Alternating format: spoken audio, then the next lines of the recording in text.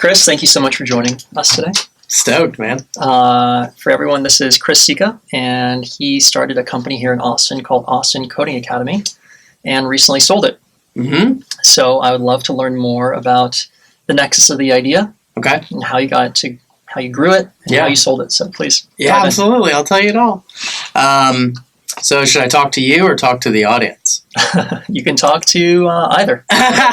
So we're actually making this into a video as well as an audio podcast. Okay, great. Yeah. So the genesis for the idea. Mic a little closer. Yeah, absolutely. Yeah. Cool. So the genesis for the idea.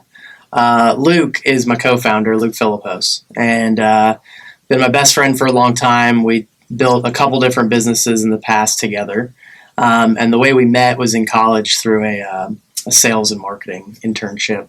So we've been friends for a long time, and we were in Europe, gallivanting around, and we were introduced to this idea of chopping up your yard or your driveway and selling it to people as a parking space on like a bidding platform. And it sounded interesting, and there was a company doing it in London at the time. I think it was called Panda or something. Panda, I don't remember. But we were like, let's try to do that back in the States. So we came back to the States, and we had a friend in Colorado who was a professor, and she gave us a couple interns to start building it. And at that time, my understanding of web development and software development in general was, okay, I talked to 3 people. They all said I should build it in Python, whatever that is. So let me find some Python people and get them a book so they can just figure this out quickly. So long story short, it didn't get built. And the interns didn't work out. So Luke and I said, you know what? We're just going to build it ourselves. And Luke is a little bit more on the tech side, and I'm more of your people person. I'm a people person. Okay. So Luke started taking some part-time classes, coding classes, and he approached the owner of this little school that had started and said, I really think you guys could do something big here. And for whatever reason, they weren't interested in his approach. So he called me and said, Chris, I think we need to either learn how to code or we need to do something around this space. And so we looked at a school here in town that was full-time, and everyone was quitting their jobs to learn how to code. And it was about $16,000 at the time. And we just thought to ourselves, there is, one, no way I'm going to pay that kind of money. And 2, I've got way too much other stuff going on during the day. I'm not quitting. Mm-hmm. I didn't really have a job per se. Sorry, Mom. But I wasn't going to quit my non-job and all the things that I did during the day. So we just decided, you know what? We're going to learn how to code, and then we're going to go back and make this car park app, this car park thing. So we asked our friend, Joe. He was the only person I knew who knew how to code, to teach us a class at night. And then we were going to try to get other people to pay him some money. And then we were basically going to get to learn how to code for free. That was the idea. And we put the website up, and I didn't even know enough about SEO at the time to realize that the name Austin Coding Academy was going to be so powerful. Honestly, that was just luck.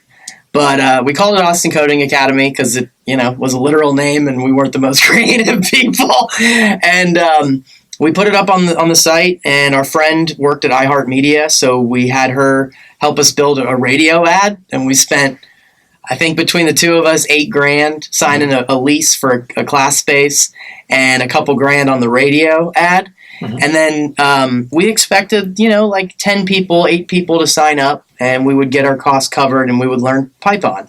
Awesome. 36 people signed up. We had to open up another section of the class and find another instructor, and just very quickly it was like, we're probably not going to learn how to code this year. I think we should probably build this business. So that was started in the fall of 2014. So the LLC was formed in June, and we signed the lease a month later. And then we had people signed up for our August class. Mhm. And, Luke and I, we like to go to San Diego and go surfing. We like to hang out. We like to chill for a minute. We don't really, we wanted to have our personal time. So we initially structured it as a trimester program. So there was only going to be 3 cohorts a year. And in the time between, we would just travel and, enjoy life. So that's the genesis for it. It wasn't intended to be a business. It was intended to be a way for Luke and I to learn how to code for free. I love that.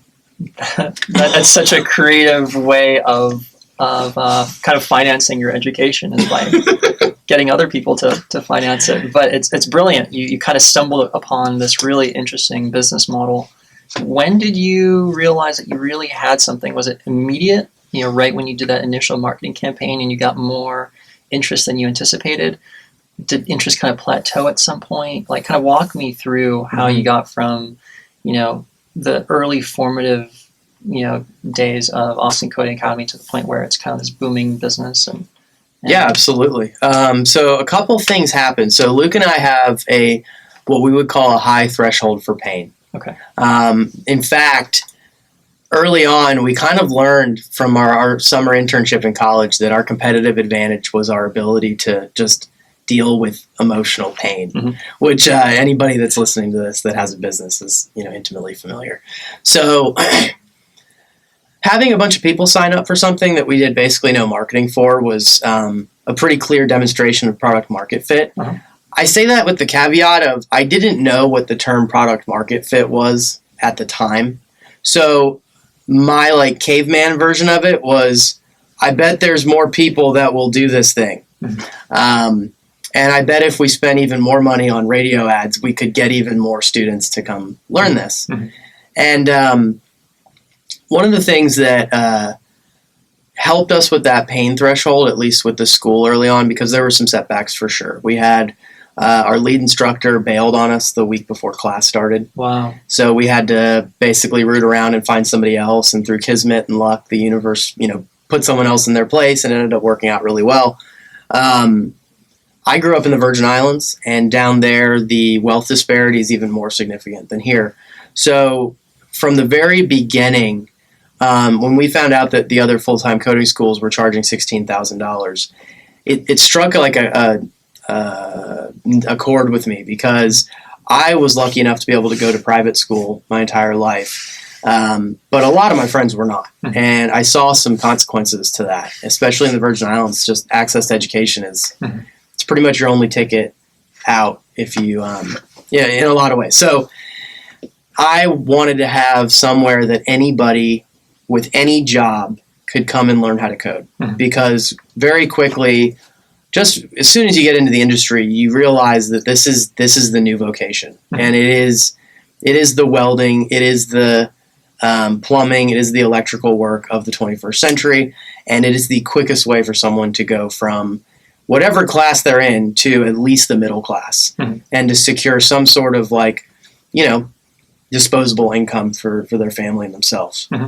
So the fact that we had a bigger mission behind us, besides just learning how to code for free, the fact that the people we met in that first cohort it was weird. I mean, these people weren't just like, yeah, I'm shopping around for a coding school. This wasn't at the point where it had been commoditized to the point where there are so many schools that people could price shop and look around. We were the only option that these people could afford that wanted to learn how to code. And they would love to have gone to the full-time school that had great marketing and great advertising and awesome branding. Ours was terrible. But we promised that we were going to do everything we could in our power to get these people a coding education at a price that they could afford. So the people that came to our classes were extremely non-traditional students. My favorite story is a student named Luke. Luke S. I'll leave his last name anonymous. But he was let go of his job.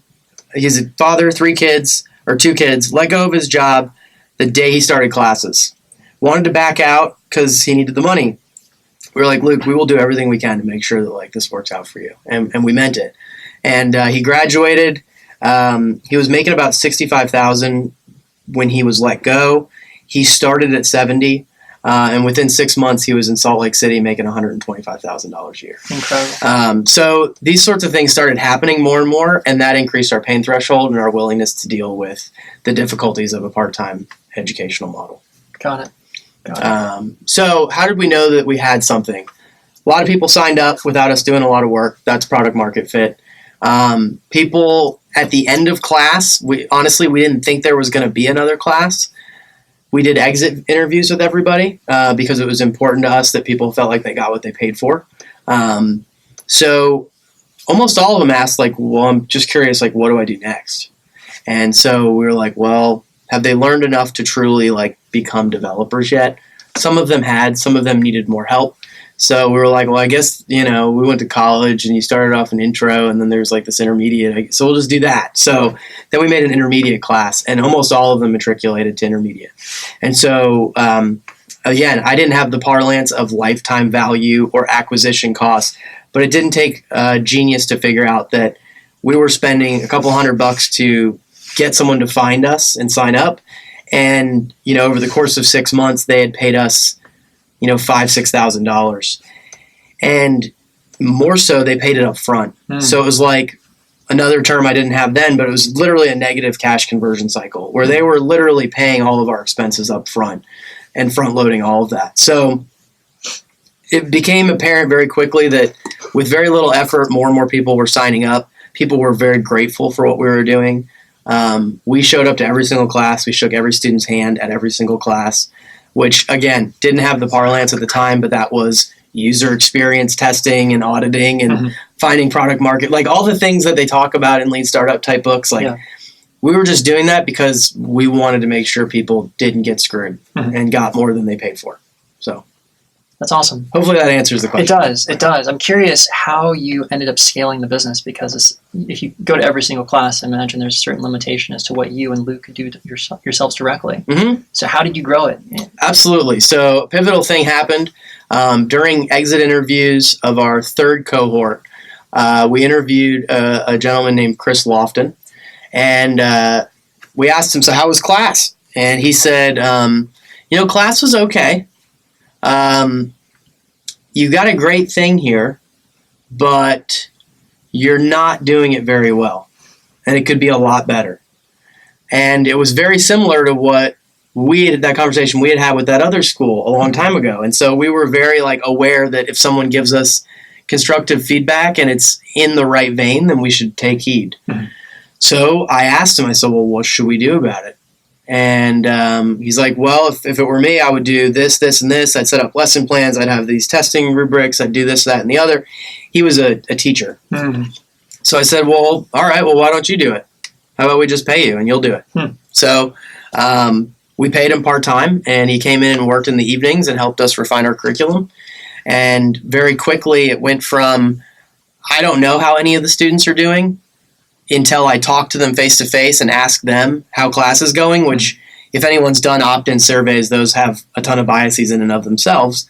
So people would say they were doing well, and then the next week they'd be lost, just like the opposite of scalable, just a big, messy monster. And once these rubrics and these testing platforms and all this stuff started getting initiated, it became very easy to check in on dashboards and see how people were doing and figure out if people had done their homework. And I mean, the first couple months when we started the school, I called people every Friday and asked them if they'd done their homework. That was how we started. Anyways, we'll get into all that later. But Chris Lofton, we hired him. He fixed a lot of stuff. He had a lot of vision. And eventually we were able to bring him on full-time with cash flows. So we were able to afford him. And then I remember the very first time Luke and I stepped out of a class. We were sitting in the back of the class over at a co-working space called VUCA on South First. And class seemed to be going well, and we didn't have to fix anything or step in or solve any issues. So we went and got tacos, and we sat there. And I imagine it's a lot like dropping your kid off to the first day of school. Where you're like, all right, I guess they're not dead. So we went and got tacos, and we came back, and the class went great. That's excellent. So that was the first time that I experienced abstracting myself from the operations and going from what at my company now we define as going from an operator stage business to an asset stage business where you can actually step out and it still creates value. Mhm. So that happened. And then slowly we were able to bring in more and more help, just people that we needed. We brought in someone that did admissions for us instead of Luke and I taking all the calls. We brought in someone to help with scheduling. We brought in somebody to help with more curriculum. We brought in, again, Lofton came in full-time as our director of academics. And so slowly we started to add layers and layers that separated us from direct operations to management, and eventually we were able to make it to where we were just on the board. Obviously, that took 3 or 4 years. How did we scale? I bankrupted the company a couple times, so that was fun. What happened was, in my infinite wisdom, I had gone through all of our books and realized that it cost us somewhere around $25,000 to get the first one started here in Austin. That was the marketing spend. That was the rent initially. That was out-of-pocket expenses that weren't financed by students necessarily. So I thought, well, the math should be easy. If I want to open up in another city, I just need $25,000. And that math isn't true. There are some complexities there. So I took out a loan with a company called Able Lending for $125,000. And we opened up in a couple other cities, and it didn't work. We didn't know what our secret sauce had been. We tried to replicate exactly what we had done here in Austin. We were going to meetups. We were sponsoring stuff, and it just was not clicking. And we didn't understand what was happening. But very quickly, we realized that if you sign a lease for a space, even if you don't run classes out of it, you still got to pay the lease. So that didn't go great. We had to scale back, and then we were restricted on cash flows because of the fixed payments to these spaces. And so we had to run really lean, and it kept us from expanding really quickly. And then we brought in a outside CEO. That didn't work out very well. So we had to replace them. So we were able to get to the point where we could hire a CEO, step out of the business. We got a call saying, hey, we're not going to make payroll next week. So we stepped back into the business, had what we called Red Monday, which is where we let go of like 7 people. It was terrible. And obviously the CEO was let go as well. Luke and I stepped back in to operate and just got back to the basics, leaned the team back out to the people that were absolutely essential. And what I've found, both from that experience and future experiences with clients that we work with now, a lot of times once a company gets to a certain headcount, letting go of some people can be really healthy. And we've seen productivity rise once just some of the, processes are removed, or just excessive meetings that don't need to be happening start getting taken out. I don't know what it is specifically, but so then we reestablished the business, got everything stabilized. We had a quick fundraiser from some friends and family that bailed us out. We literally called them on a Friday and said to these 6 people, like, we need $70,000 by Monday to make payroll. And it's risky, but here's the valuation, and if you want to do it, I can't guarantee it's going to work out for you. And they all did it, and they all wrote us a check. And on Monday we had payroll, and then we had another cohort starting, and they front-loaded the expenses again. And at that point we were like, wow, okay, we've learned a lot. Let's take a second and figure out what we keep doing wrong. And that's where we realized that our financial acumen were just lacking. And we needed a lot of help with understanding the mechanics of the underlying business. So that's what ultimately motivated me to go into my life now. But got it back on track, brought Chris Lofton in as the CEO. He had been with us for a long time. He had a great vision. And then we started to scale more responsibly and set actual capital budgets around initiatives and look at the risk-return ratios and see if it actually made sense, that sort of thing. Very interesting. So one of your students became, one of your employees became the CEO. Yeah, absolutely.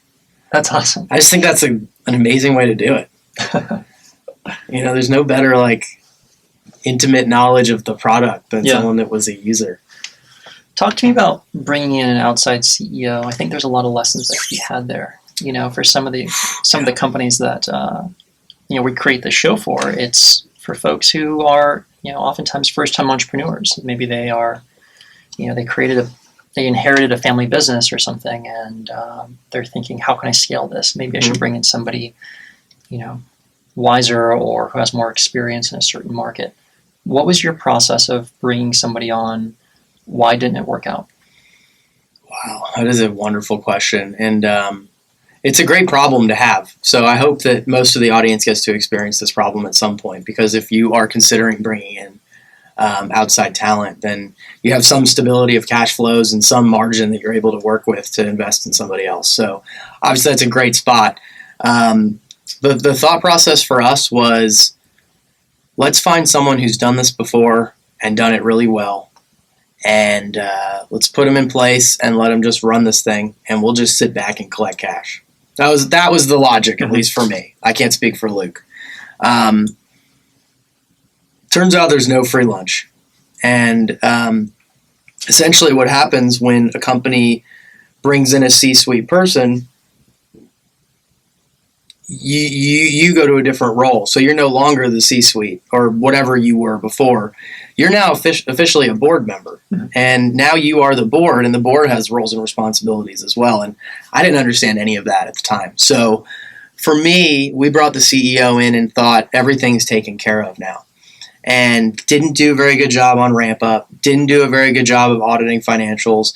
We would just check in once every couple of weeks and say, how are things going? Mm-hmm. And it was just really immature. And I don't fault us. We didn't know any better. And I'm glad that things worked out the way that they did. But what I learned about being a board member is that once you put someone in place that has a chief responsibility and ability to make hiring, firing, and other material decisions about the future of your business. The board spends most of their time just looking at the numbers and making sure that things are playing out the way that the C-suite says that they are. I didn't know that. Mm-hmm. And so I got that call, 6 months later saying we weren't going to make payroll. A board should never have that happen. That is a total sign of my inability to be a board member at the time. I should have seen in week 2 that for whatever reason our cash balance was lower than the historical average. It's just not something that I knew you did mm-hmm. at the time. But the thinking was, if this person had scaled a similar business model, they could probably do it with this one as well. Mm-hmm. Unfortunately, a lot of times bringing in what I understand to be the case, the majority of hired gun CEOs or C-suite executives tend to be from larger organizations. As a result, they tend to have a much more buffered expense account. Mm-hmm. And so they tend to make decisions that are a lot more macro and probably solid and sound strategically, but don't reflect the reality of the cash flows of the business at mm-hmm. this size. So we had someone that didn't understand that all of the numbers in the bank accounts were missing like 2 or 3 of the zeros that they were used to having. Mm-hmm. So that's, I think, how we ended up in that situation. So for bringing in outside talent, it's the other thing I learned is that there's probably nobody that's going to do a better job than you. Mm-hmm. So accept that when you hire that person, you're making a trade-off. Mm-hmm. And I know for Luke and I, at the time we had just been in the trenches for so long that we had lost our creativity, we had lost our really strong motivation, and we didn't want students to suffer as a result. So we brought in fresh blood. And Chris Lofton ended up being one of those exceptions to the rule where they were far superior at the role than we were. That being said, he also had shortcomings of his own, but at that time we knew what a board was supposed to do. Mm-hmm. And so we were able to bring in, strategic relationships, introductions, overview of finances, make sure that the accounting team was providing the right data so that he could make good decisions. Like all this stuff that the board should have been helping with all along. Mm-hmm. So when you bring someone in from the outside to be an operator, you don't assume that it's going to happen quickly. It is a slow transition, and you're going to have to help still.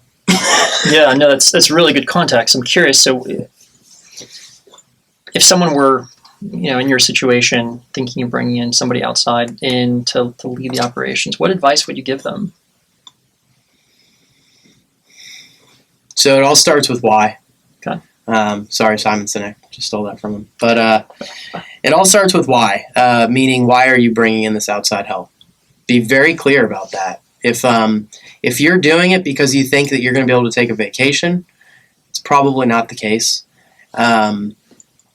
If you're doing it because somebody brings something to the table or a paradigm or specific skill set that you don't have, awesome. But usually I see people almost as like a tool set, and they have specific tools that they're really useful for.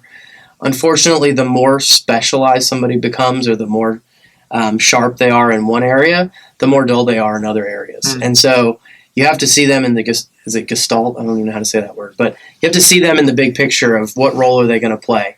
And usually if you're going to bring in someone at a small business, let's say we're in the sub 10 million revenue range, your head count's anywhere from 5 to, 15, 20 people. That person probably isn't a complete picture. Otherwise, they would have started the business themselves. Mm-hmm. So what are you going to do, or who else are you going to bring in to support this person in the role that they're meant to be in? Are they a very good finance strategist? Are they very good at acquiring competitors? Are they very good at sales and marketing? Well, whichever one they're really good at, they're going to need someone to watch their back on the other stuff. Mm-hmm. And either you're going to do that as the board and accept that now, or you're going to need to spend a little bit more on OpEx to make sure that somebody's watching them. Mm-hmm.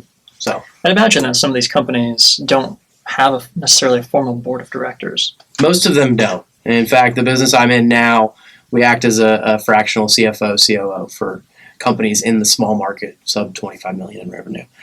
Almost none of them have an official board. They may have a board because when they sign the letters of articles of incorporation at the Secretary of State's office, they had to assign one. Right.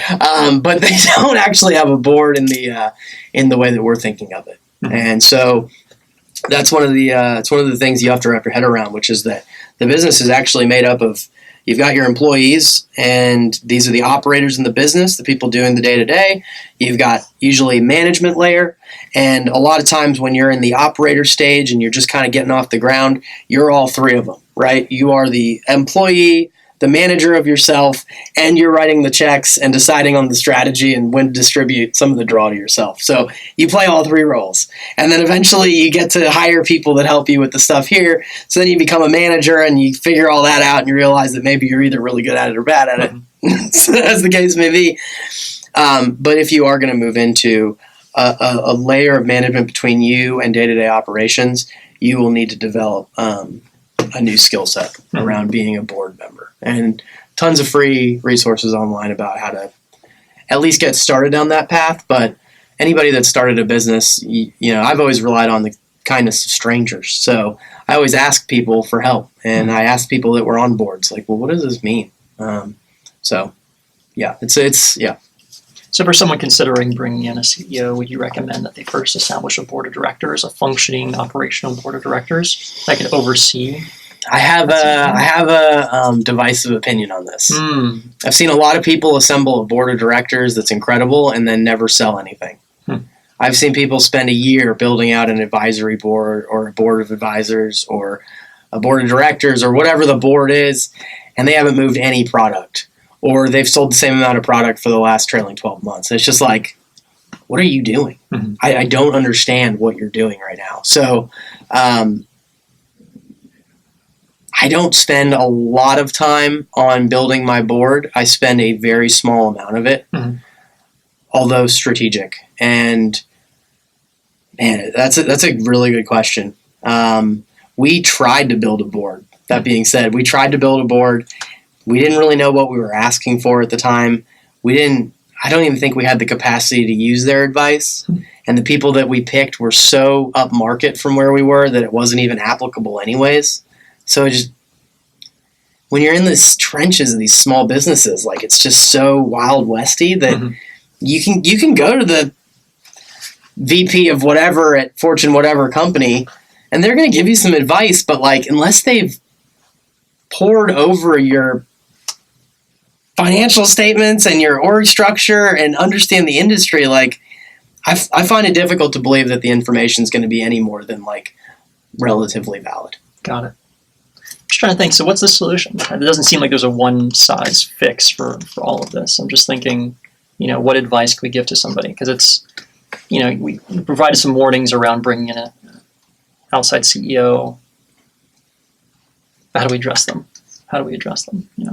I mean, I have my bias given the industry I've chosen to be in. Yeah, maybe there's. I'm just wondering if there is a certain revenue bracket where it's imperative that the entrepreneur or the business owner just kind of hunker down and grow it themselves before they are able to form a board of senior level people that have the ability to influence the business given their industry expertise. Mm-hmm. Does that make sense? Yeah, I have some thoughts on that for sure. You got to demonstrate product market fit, whatever that is for you. Every industry's got their own hurdle for that. For most of the companies I work with, generally, if you're able to spit out $500,000 in revenue a year without really spending much on sales and marketing, I would consider that product market fit. Then it's a question of how big is the opportunity, how big is the space, what is your growth story. So I really like the idea of having a growth story in a qualitative format before you go to the numbers. But once you have a qualitative growth story, like what is my growth story, you can then map that into numbers and say, well, what would that actually look like on a month-over-month basis or a year-over-year basis? And unfortunately, until you're at, depending on the industry, I don't know what the gross margins are for the listeners, but until you're at, let's say you're a typical business, you're doing $500,000 a year in revenue. You've got, net income is say 20%. Okay. So you got $100,000 left at the end of the year to play with. You could spend it all on one headcount to come in and run the business for you, which I see in the restaurant business a lot. They bring in their GM runs the business, eventually the GM gets a piece of the company, and then that portfolio, the owner of that business steps out and goes and starts another one, and they've got 7 or 8 GMs running a nice little business. That's one model. But that $100,000, it's about capital allocation at the time. And so, man, if you're doing $500,000 in business, you could either get one person, or you could say hire a pretty good marketing person for 60, 65, and spend the other 35 on ads. That if you're getting a return on spend of like 3 to 1, you've replenished that $100,000, before your margin almost immediately. Mm-hmm. And you've also learned a little bit about marketing, and you've got the product market research that you're getting from that spend, and you're getting analytics, and you're building your audience. Like, there's just such better uses of a dollar when you're at a small size than to put someone else in and step out. Just my opinion. Once you get to $1 million in revenue and you've got, say, 15-20% margins, 150, 200 grand, maybe you put somebody in at 80,000 with some kind of bonus for hitting targets. But again, you're going to be the board, you're going to be watching them, and the rest of those dollars need to be accretive. You need to spend them on things that are going to move the needle. And the more you take out of the business by giving it to a management that you could easily be doing, the less opportunity you have for, positive, net present value projects. When you're small, I think you just have to grind it out until you get to $1 million or so, and then start talking about bringing people in. But I've only seen so many businesses, and I'm a young guy. I think. I love that answer.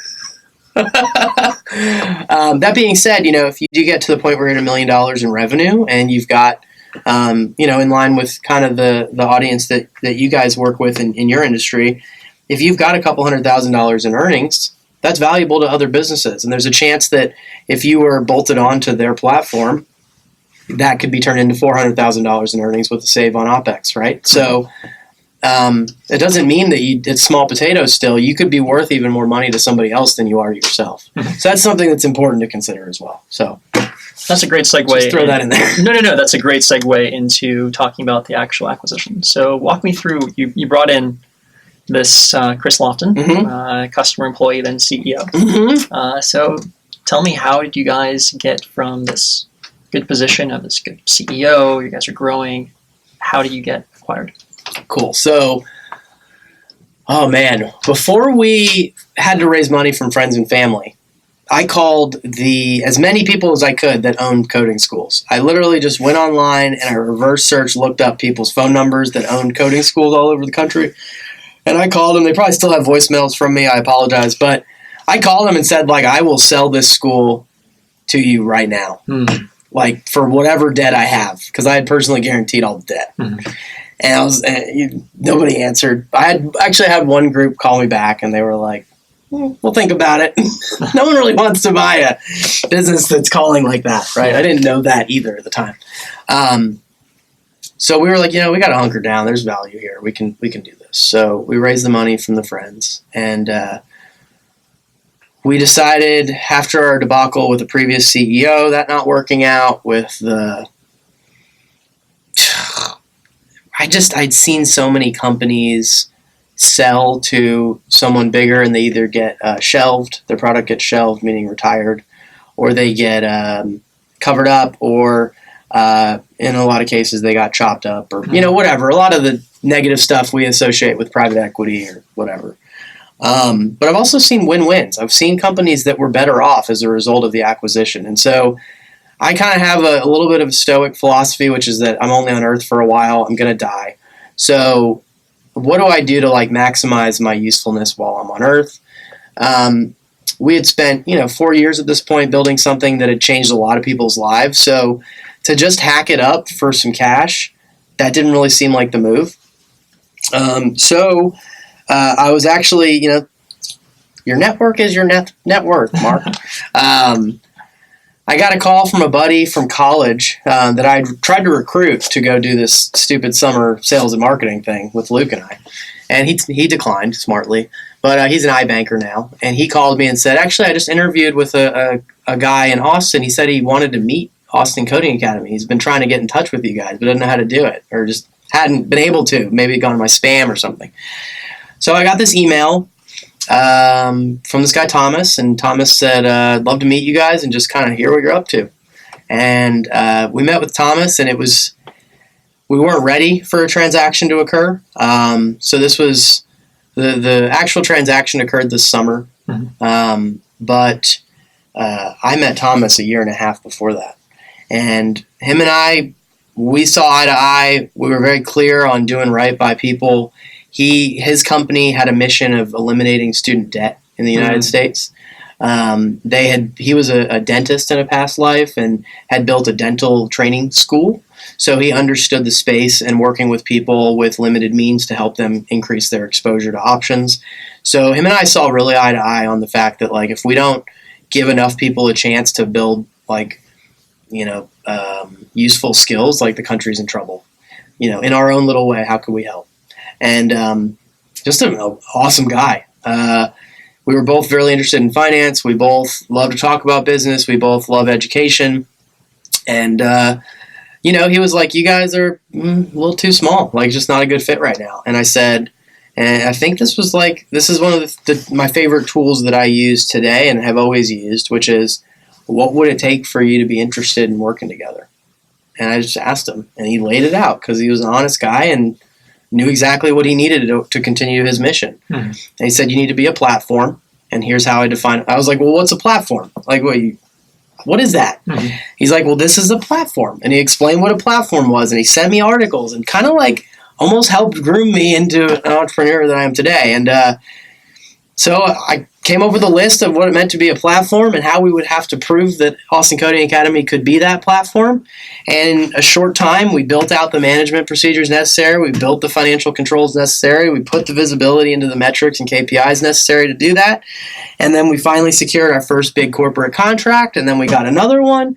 And then we signed a deal with a big university in Texas to prove that we had the chops to go, integrate to a bigger system and be, a distribution channel for them. And I came back to him and I said, here's what we've done. I think we're a platform now, and here's how much I need to feel like it was a good use of my time, other than the, helping people from a financial perspective. This is how much I need to get to feel secure and to feel like I didn't waste a bunch of time just, paying for expenses myself. Mm-hmm. That I wasn't going to get back. And he said, all right, I think we can do that. So he went to his lawyers, came back with something. We took it to our lawyers. They came back with something, and then we made it work. Just like that. Just like that. And there's a little bit of negotiation, but what was beautiful about it is we had the same mission, and no one was trying to screw anybody, and everyone was just trying to get a win-win. And when you have that conversation at the start, oh my God, it's just beautiful. Yeah. It's a beautiful thing. Just here's what I need to make this work for me. Yeah. This isn't some like me trying to get you with a high number and then we negotiate lower. This is what I need. So here's the offer. Do you want it? Yeah. I asked this question to all of our guests, but when is the right time to sell? I have no idea. When's the right time to sell? There's two answers. There is the philosophical answer, and then there's the mathematical answer. The mathematical answer is that if you own a business, the majority of your net worth is more than likely tied up in a private, illiquid asset that is technically private equity. And you're probably overexposed to that asset class, and it probably makes a lot of sense for you to take chips off the table. But a good friend of mine also said, diversified wealth will guarantee an average return, but concentrated wealth is how you build a lot of wealth, right? So I said it he said it a lot better than me. Point is, you can build a lot of wealth by being in very concentrated positions. Mm-hmm. But that's not for everybody. And when you get to the point where you're having trouble sleeping and you're not present with your family, again, I'm a stoic. You have so much time on earth. Mm-hmm. There's so many of those days that you can trade for value, and at some point it doesn't make sense anymore. Philosophically, if you still like what you do, why would you sell it? Mm-hmm. If you are at the point where it's clear that the business has a life of its own and it's no longer exciting and you're not like jumping out of bed excited to be there, move on, dude. Mm-hmm. You're going to die. Mm-hmm. Like, do something else. Do something exciting again. Mm-hmm. That's what I did. Once I got Lofton installed as the CEO with Luke's help, I went back to pursue my passion, which was finance. So I found someone that was a financial, what I would call like extremely intelligent financial person. And I said, give me something to do. I'll work for free. I don't care. I just want to learn. Mm-hmm. And that got me excited about getting out of bed. And that's how the next thing, I love it. So that's when you should sell. When you No, it's a good answer. It has a lot to do with opportunity cost, I think. Yeah. And being self-aware about our limited time here. Yeah. Question, was it a stock sale or an asset sale? It was a stock sale, which was important from a tax perspective. Okay. Why is that? I don't understand why. It's okay. My lawyer does. Okay. Mostly had to do, I believe, with capital gains and an IRS code that I think is 1202. Mm-hmm. So small business qualified stock is the term, I think, from the IRS perspective. So something to do with those two made it important to do that.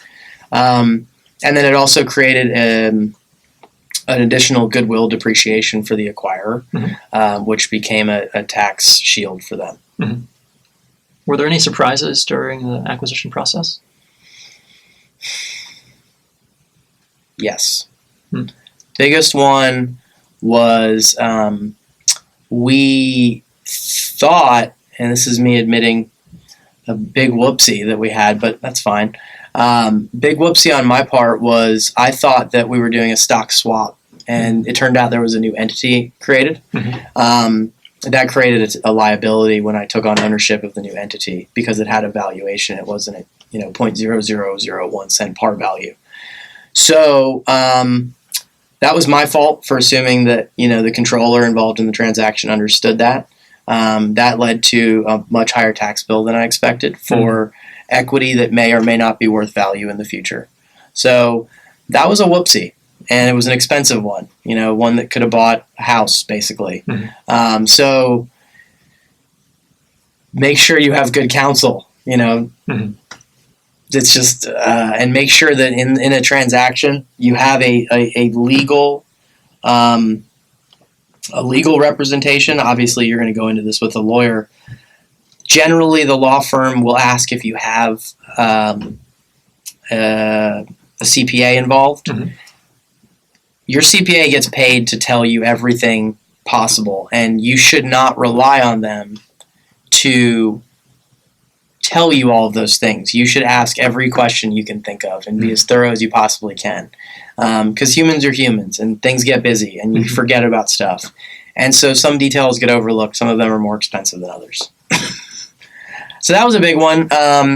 What was really exciting, though, was to go from 3 email addresses to 2 email addresses. That was really nice. I still checked my inbox from my old at ACA, and none of them were addressed to me after the first week or two, and it was just a weird feeling. And it's a beautiful thing to watch it continue to grow without needing me around anymore. It's really cool. How was the integration after the acquisition?